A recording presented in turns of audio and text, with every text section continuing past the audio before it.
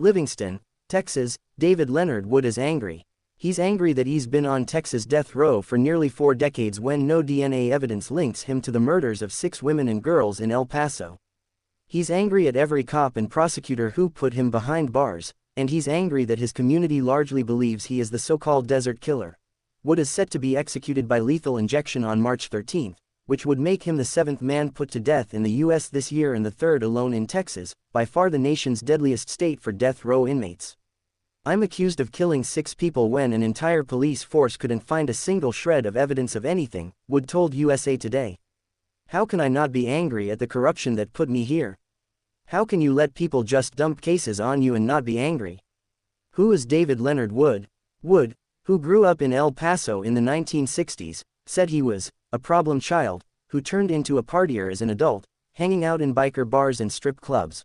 Less than 2 years later in 1977, he was convicted of indecency with a 12-year-old girl and served just over 3 years in prison.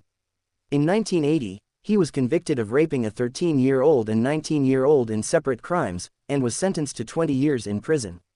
He served 7 years before he was paroled and freed in January 1987 at the age of 29, 1 month before the Desert Killer's victims began disappearing. He said he started running with the wrong crowd as a teen and got kicked out on his very first day of high school for fighting. His family, speaking in court, described him as a hyperactive kid who was placed in foster homes twice. When Wood was 18, he caught some jail time for siphoning gas from an off-duty cop car. David Leonard Wood was convicted of being the Desert Killer. In 1992, a jury convicted Wood of killing 6 women and girls in 1987 in a case dubbed by local media as the Desert Killer.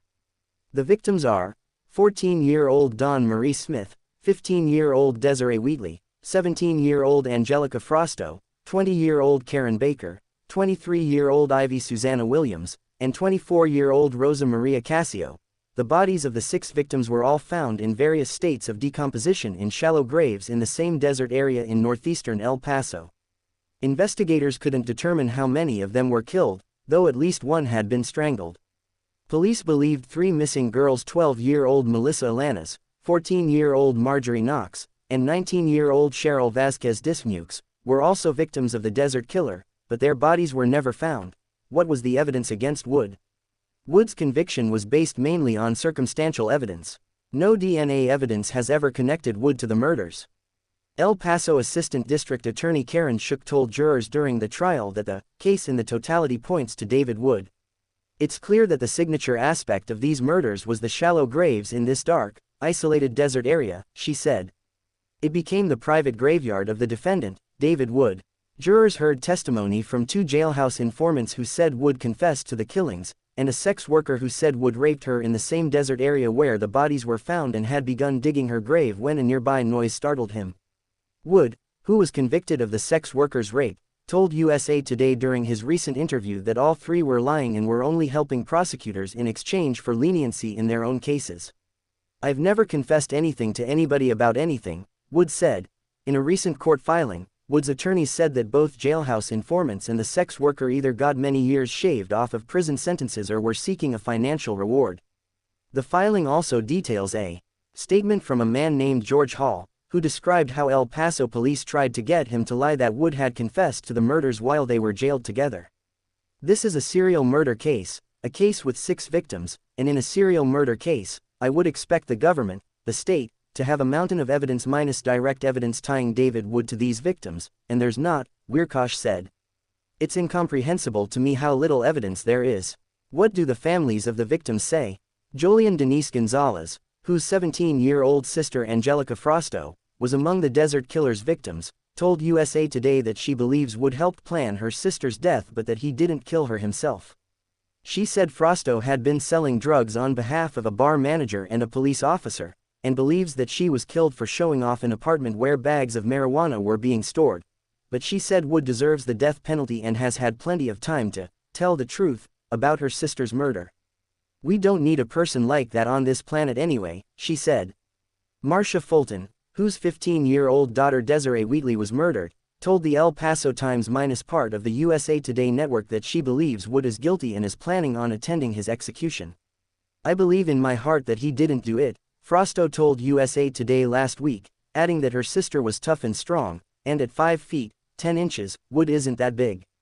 My sister could have taken him out. Is there a chance Wood's execution will be stopped? Wood and his attorney continued to argue for a reprieve, with Wiercioch focused on fighting for more DNA testing, only to be rejected over and over again. Wiercioch filed action seeking to stop the execution with the Texas Court of Criminal Appeals on Feb. 21. That court can intervene, and if it doesn't, Wood could plead his case with the U.S. Supreme Court, and Republican Governor Greg Abbott still has the power to intervene. A Texas district judge and the Criminal Appeals Court rejected previous requests for more DNA testing in 2022 and 2024, respectively. The last thing he sees when he dies will be me, she said in 2017.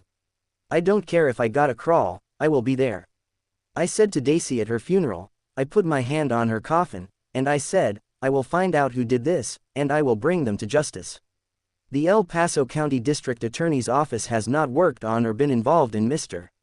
Woods' case for more than 30 years, and it would be ill-advised to insert ourselves into the case now, El Paso District Attorney James Montoya said in a statement. About Wiercioch's calls for his office to push for additional DNA testing, Montoya said that would require a comprehensive review of the entire case and the state of the evidence, both as it was in 1987 and now in the present day, which is precisely why our office is ill-suited to offer an opinion one way or another. It has not been our case for over 30 years.